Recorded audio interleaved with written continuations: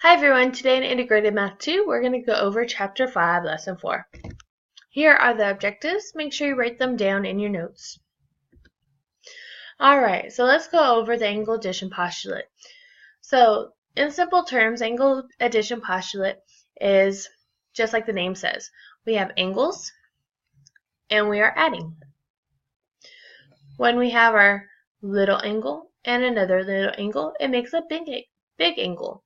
So the measure of angle ABD plus the measure of DBC is equal to the measure of angle ABC.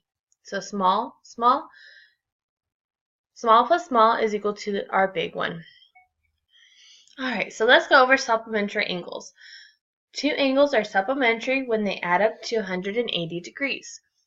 So in this case, we have 55 plus 125, well, that is equal to 180 degrees.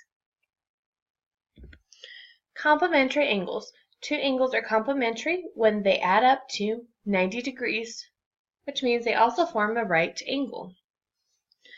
So 55 plus 35 is equal to 90 degrees. So properties of angle congruence.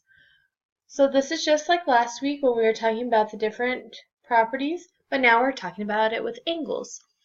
So angle 1 is congruent with angle 1. It's congruent to itself, like a mirror. Symmetric property of congruence. If we have angle 1 and we have angle 2, then we have angle 2, which is congruent to angle 1. All that happened was they switched places.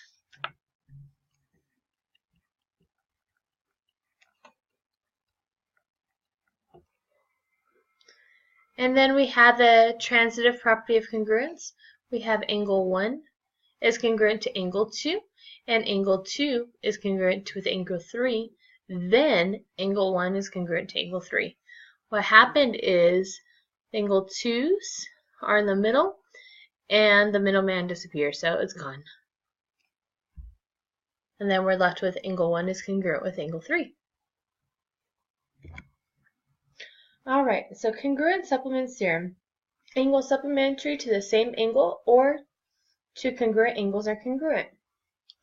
So in this example, we have the measure of angle 1 plus the measure of angle 2 is equal to 180 degrees.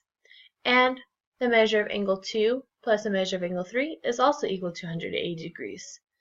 Because of that, then we know that the measure of angle 1 is congruent to the measure of angle 3. Then we have congruent complements theorem.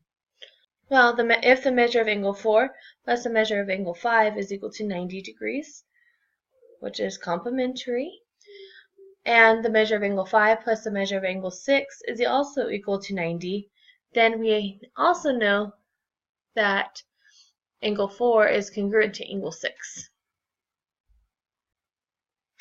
Vertical angles. Vertical angles are the angles opposite each other when two lines cross.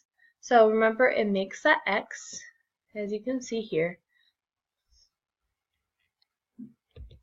And the ones directly across from each other are exactly the same.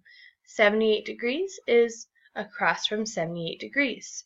102 degrees is directly across from 102 degrees as well. Alright, so here are several right angle theorems. Make sure you take a couple minutes and read over those so that you really understand them. Now let's go ahead and go over example 4. We want to find the measure of each of the numbered angles if the measure of angle 1 is equal to 72 degrees and the measure of angle 3 is equal to 26 degrees. So angle 1 is 72 degrees. And measure of angle 3 is 26. So we want to find the measure of angle 2. Well, I see here I have vertical angles. It makes an X and it has some that are directly across from each other. So that means the measure of angle 2 is 72 degrees as well. And we can give our reason for our vertical angles. And I'm just abbreviating it, so keep that in mind. You can spell it out if you'd like. Now we need to find the measure of angle 4. Well, we see here the measure of angle 3 and the measure of angle 4. If they were added together, they would make supplementary angles.